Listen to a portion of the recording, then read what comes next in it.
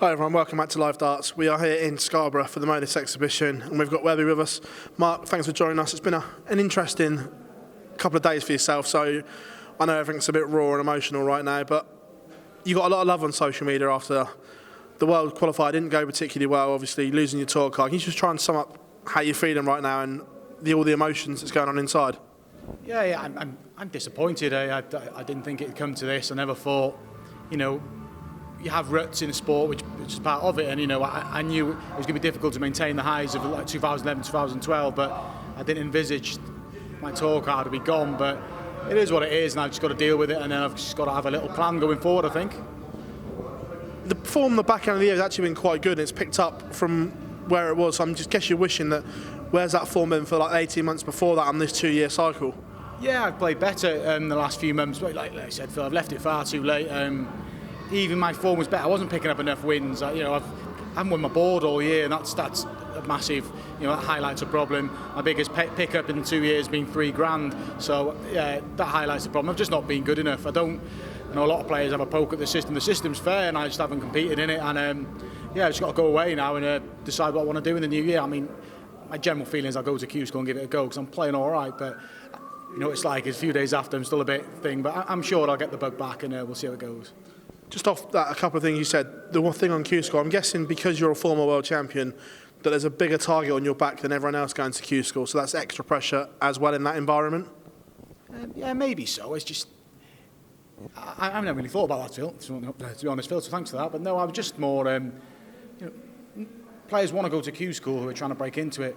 It's the likes of myself, and I think Alan Norris has lost his tour card as well. Is that right? I'm not sure. Close. Well, we Nico don't want to go, do we? Do you know what I mean? But that's part of the system. That's the way it is. You've got to have fresh faces, and that's if you don't compete and you don't perform, that's the aim of it. So, yeah, it's not something I look forward to, but it could give me the kick up the backside I need. We'll see how it goes. Obviously, it's only 4 days in Wigan. I live quite close. Let's see if I get the tour card. Great, I go back on the tour. If I don't, I don't know what I do after that. If I'm being honest. Going into that World Qualifier, what was that like? Because you were fully aware of the situation. I know we'd spoken about it many a times, like off camera, and like, so no, going into it, you knew it was all or bust going into that day in Wigan, didn't you? Yeah, you go there and you hope, but the way the last 2 years have gone, there was nothing to indicate that I was going to get through, sort of thing. It was, do you know what I mean? The game I lost, I made a right mess of, really, but that's what I've been doing. I don't take chances, and if I'm being honest, I never 100% believed I'd get through. It's a tough field, and yeah.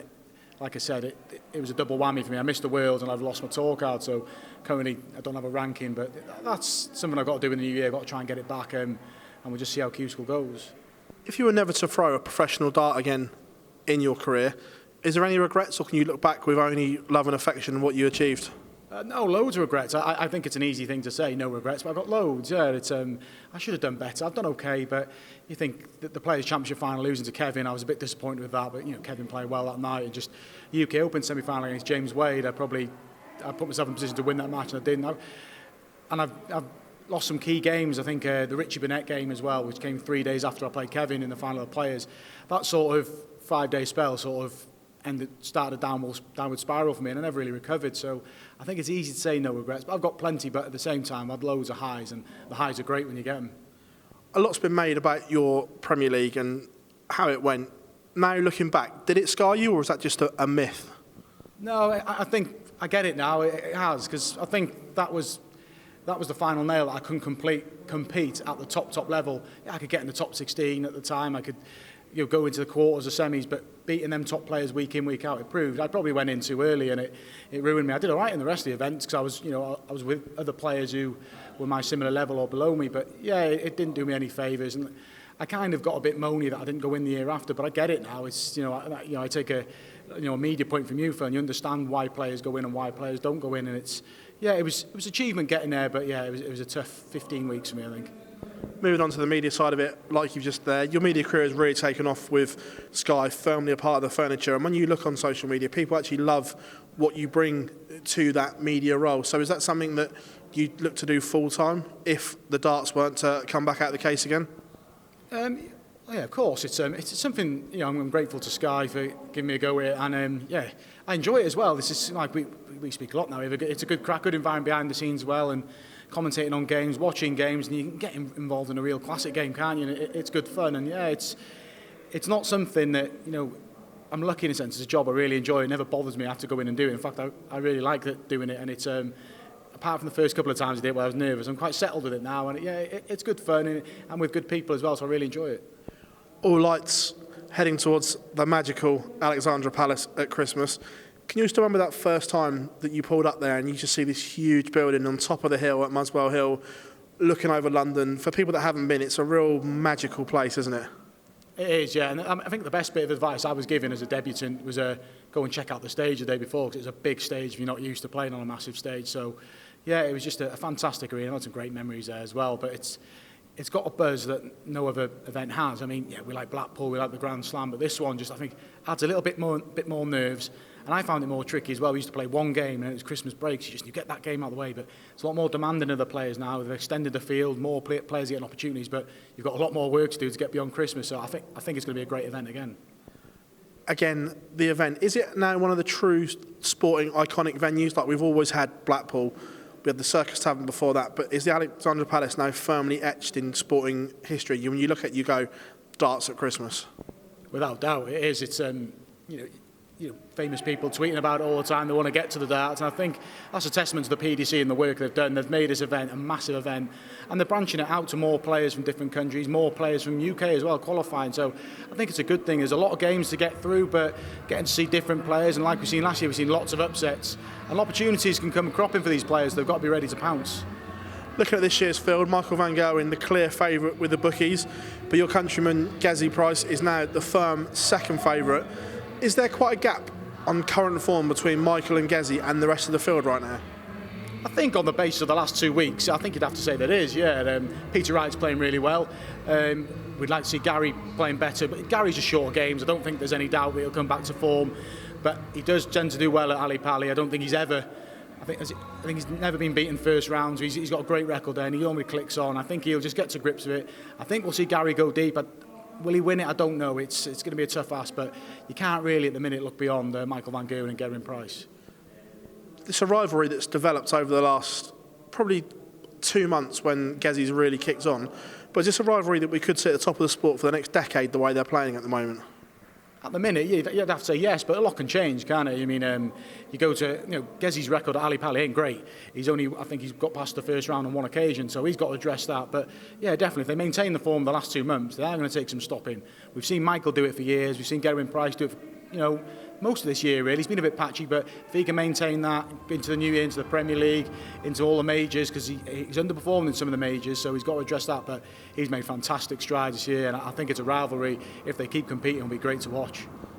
Just staying with Gez at the moment, what's he done for Welsh darts? Because obviously he's catapulted it to another level, hasn't he? Obviously we had Leighton back in the day, then you come along, won your world title. Has he now taken it to another level with his manner of performances? He has, yeah. I mean, you'd probably have to. There's an argument for him being the best player to come from Wales now. I don't think you can dispute it. Majors in the PDC, and he's got that hunger, he's got that aggression. I mean, I had the pleasure of being his partner in the World Cup, and he rubbed off on me. He was confident. He just went first. He took care of the top seed and then let me do the rest. And yeah, he's just a confident player. He uses confidence. And I think he's got a good demeanour, and yeah, he's great to watch, isn't he? That's probably one of the most frequent questions that I get asked. Is like, is Gezzy really a knob? Like he is on stage. And I'm like, one, he isn't on stage, and two, he's one of the nicest guys you could ever meet on and off the oche, I think. And it's just nice that now people are seeing that side of him as well. Oh, yes, but the reception he got in mine end was good, and I think it's good that that's been laid to rest. Now, I don't even think there's a big issue with him and Gary now either. I mean, Gary said in the interview they don't get along, but there's respect there, isn't there? And, Gary gets back on form, which I expect as well. That's another inch in the rivalry, which I'm looking forward to see. But yeah, Gezzy's won over the crowd because you can only boo someone for so long because he keeps winning, and then you just got to respect the guy and applaud the guy, and that's what they've done. And yeah, I really enjoyed watching him and Michael in the Grand Slam and mine the week after. It was good to see him going at it in the space of 7 days, in a long format, long games as well, and they maintained it the whole match. Looking back at this year's Worlds, who else do you think that could cause an upset? Who are the dark horses and the runners and riders for you to keep an eye out this year? Yeah, it's tough. You can't help but look at the top end of the game. I mean, there's signs of Adrian Lewis come into a bit of form. I'd like to see him sort of kick on. I think most people like to see Barney have a good run. I think he's going to find it difficult, but it's who's going to come from the pack again. Something will open up like it did for Nathan Aspinall last year, and it's whether that player grabs that opportunity like Nathan did. It will happen. The draw will open up somewhere in the section, but you can't really look beyond Michael, Gezzy, Gary Anderson for all his experience up there. Rob Cross, a former champ. Peter Wright as well, he's going there on the back of 2 disappointing worlds. I don't think he's made it beyond the second round, so he'll want to kick on this year, but yeah, I can't really look beyond those players at the top end of the rankings. Going back to Michael quickly, a lot's been made that he's never defended it. You know him reasonably well. Will that eat him up inside as well, that he hasn't defended this and that's the one chink that people keep going on about? Yeah, but it's not a bad chink to have, is it, Phil? Let's be honest. Yeah, but no, it's one of them, isn't it? He can't win all the time, and the World Championship's a tough one. And when he has lost, it's taken something special to beat him. The Raymond Van Barneveld game, Rob Cross just hung around and forced Michael to miss doubles, but Michael probably should have won that game. But yeah, he's going to find it tough. People are after him, and they're going to be at him at the first night as well. You are vulnerable in the first round. Yes, Michael is that good, but it's the first game. Nerves are going to kick in, and he's on the first night as well. But he's going to be tough to stop. Will he retain it? I don't know, because it's a good, strong field this year. But he's definitely the firm favourite, isn't he? Yeah, absolutely. Like you say, him and Gezi, number 1 and number 2 in the betting, different halves of the draw. I'm guessing that's a game that you'd love to see come New Year's Day to break in the new year. Well, of course, I think that's what people want to see, but it doesn't always go to plan, does it? Do you know what I mean? We tout out certain games at the opposite end of the draw. They've got a lot of work to do. Do you mean, like we said, Gezi's got to address that record there, but he's had his draw's okay, and he gets 1 game before Christmas as well, so he can just get that done and he can recharge. But they're the boys to stop, but there's plenty of players in the field that can do it. Webby, it's an absolute pleasure. We'll let you get back into the practice room, and we'll see you at Alexandra Palace, mate. Pleasure as always. Top man. Cheers, Phil. Thank you. Top man.